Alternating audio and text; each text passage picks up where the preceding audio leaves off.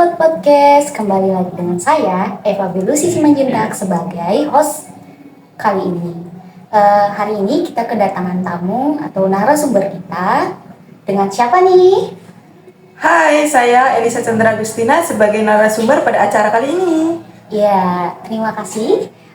Kita akan membahas tentang bagaimana sih kontrol hukum administrasi negara itu sendiri, apalagi terkait dengan kasus-kasus sekarang ini, yaitu wali kota Prabu Muli. Baik, apa sih yang menjadi sumber masalah kira-kira dari kasus tersebut? Nah, kasus ini tuh sangat menarik loh buat kita bahas. Nah, kasus ini tuh awal mulanya ada seorang siswi membawa kendaraan mobil ke sekolahnya. Namun, untuk peraturan di sekolah kan tidak boleh membawa mobil. Nah, oleh pihak kepala sekolah dan security itu menegur anak tersebut, jangan membawa kendaraan mobil.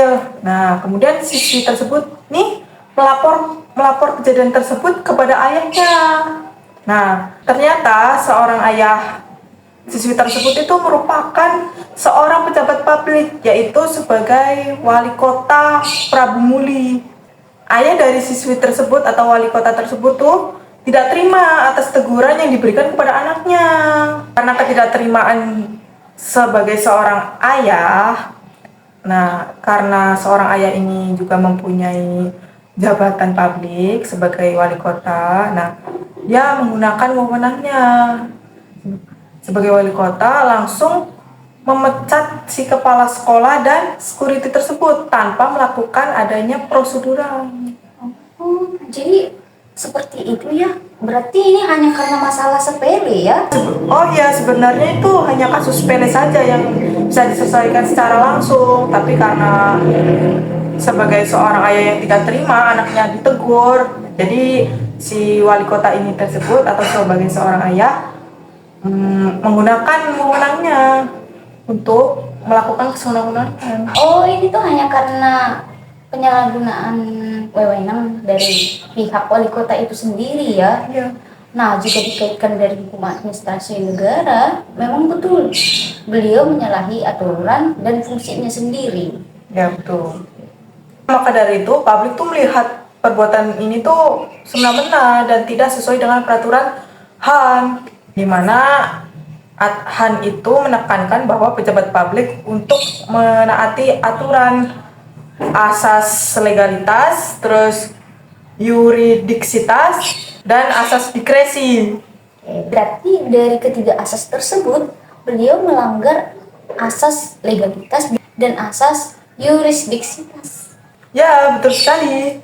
Terus bagaimana kalau kita kaitkan dengan konsep hukum oleh Albert van Dissek, di mana ada 3 unsur, yaitu supremasi hukum, kemudian kedudukan yang sama, kemudian yang terakhir terjaminnya hak-hak manusia menurut undang-undang. Kalau terkait dengan 3 unsur yang tadi yang dikatakan, jelas bahwa wali kota ini tuh melanggar supremasi hukum, yaitu tadi melakukan penyalahgunaan kekuasaan atau wewenangnya itu tadi. Kemudian mengenai kedudukan yang sama tadi,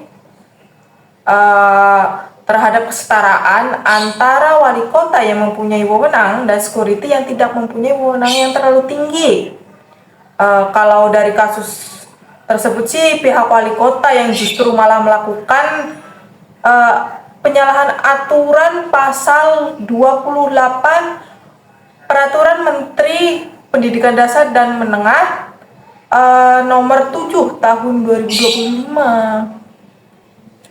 Nah, untuk poin ketiga ini yaitu terjaminnya hak manusia oleh peraturan perundang-undangan. Jadi tidak ada pihak sekolah yang menyalahi aturan, termasuk kepala sekolah dan security tersebut, melainkan malah wali kota tersebut yang menyalahi aturan perundang-undangan. Oh, berarti dari 3 unsur tersebut sangat jelas ya. Berarti dari kasus tersebut dapat kita simpulkan bahwasanya kesewenang-wenangan yang dilakukan secara sepihak dari wali kota Prabu Muli, kemudian tidak terjalannya hukum administrasi negara, yaitu asas legalitas, yurisdiksitas, kemudian juga dari konsep hukum dari si Albert van Dissek yang tidak dijalankan, itu dari 3 poin tersebut ya.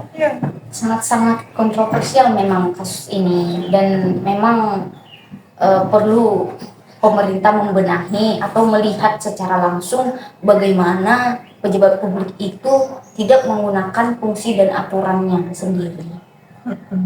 Oke sobat, jadi mungkin itu saja pembahasan podcast kami pada hari ini. Saya sebagai host sekali lagi mengucapkan terima kasih atas atensi kalian semuanya, dan Sampai jumpa. sampai jumpa.